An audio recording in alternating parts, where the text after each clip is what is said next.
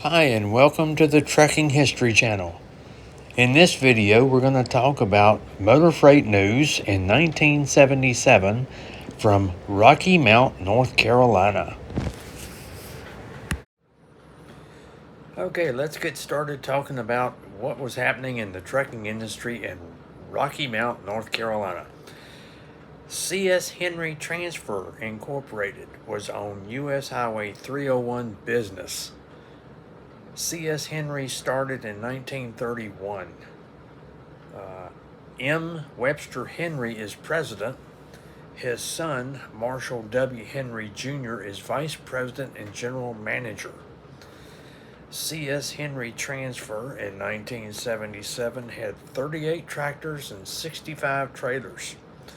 Revenue exceeded $2.2 million. There are plans to double the size of the maintenance shop and add to the general offices. Also, there are plans to increase the fleet with 10 new tractors and 10 new trailers. C.S. Henry has operating authority to transport general commodities from eastern North Carolina to Baltimore, Philadelphia, New York City, and return. The company started hauling fertilizer and cottonseed for Planters Cotton Oil Company of Rocky Mount, and they delivered to the local farmers. So that's how they got their start. McLean Trucking Company in 1977 in Rocky Mount had a 34-door terminal. It was built in 1970, and now in 1977 they had 59 employees working there. Cargo Care Transportation Company Incorporated was at 522 Nancy Street. Prior to 1958, they were known as Britt Transportation Company, and Britt got their start in 1935. The company has 7 employees. Terminal is on 2 acres, and they primarily haul tobacco from Florida, Georgia, Tennessee, Virginia, Kentucky, and South Carolina to the processing centers in North Carolina. They mostly used owner-operators. Are you a fan of Carolina Freight Carriers Corporation? A major fallen flag? Well, in 1973, they built a terminal on U.S. Highway 301 Bypass North in Rocky Mount. They hired 66 line drivers and 4 mechanics in 1977. Total full employment at the terminal is 240 employees. 160 of them were line drivers. Now, in my research for this video, when Carolina Freight Carriers built this massive terminal in Rocky Mount, it was the second breakbulk terminal for the company. The first one was in Cherryville. And Cherryville, it's a little old town. If it wasn't for Carolina Freight Carriers in the day, they would have blown away. That's how big the operation was.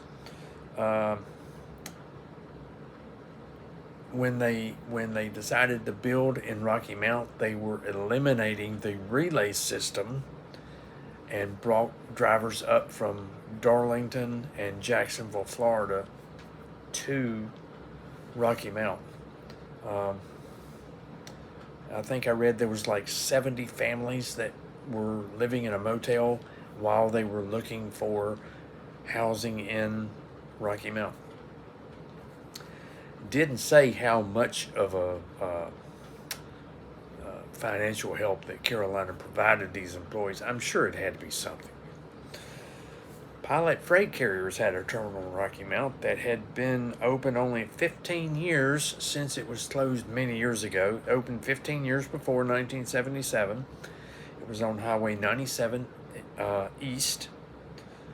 When they reopened it, they eventually had to expand it to double its size to 38 doors.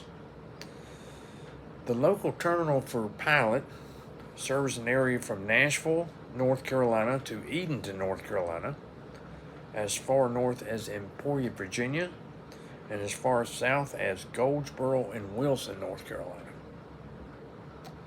Overnight transportation. They arrived in Rocky Mount in 1971. And they too had a terminal on Highway 301 North Bypass.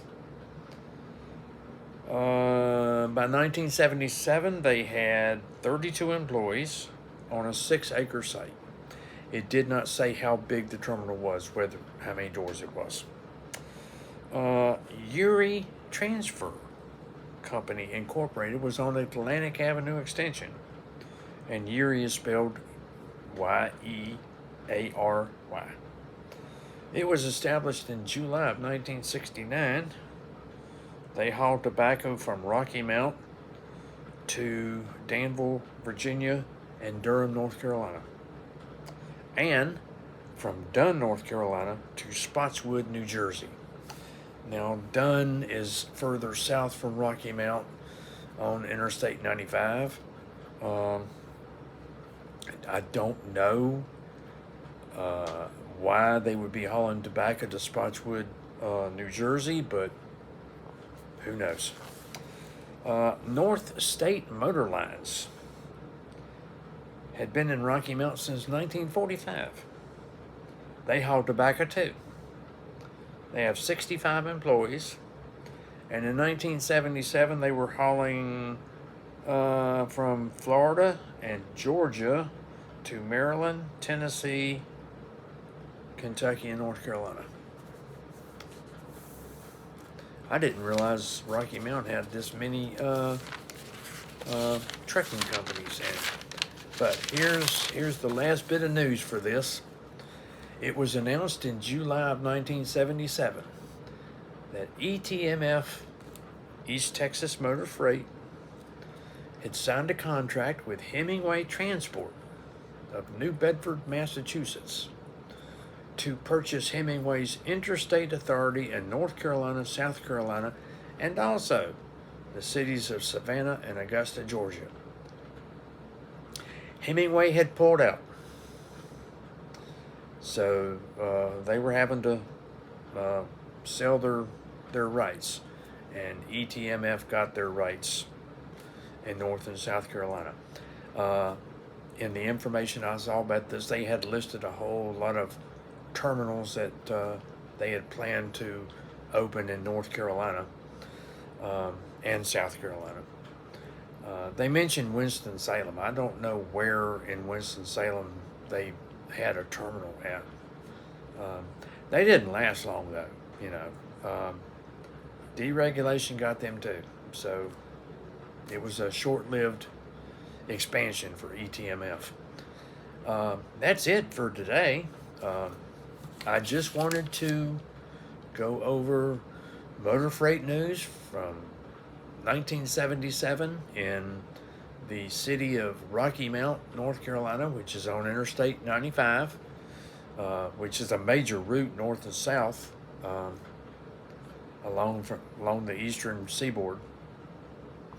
So I can see where Rocky Mount would have had some trucking operations. So that's it for today, and check out some of my other videos, and we'll see you next time.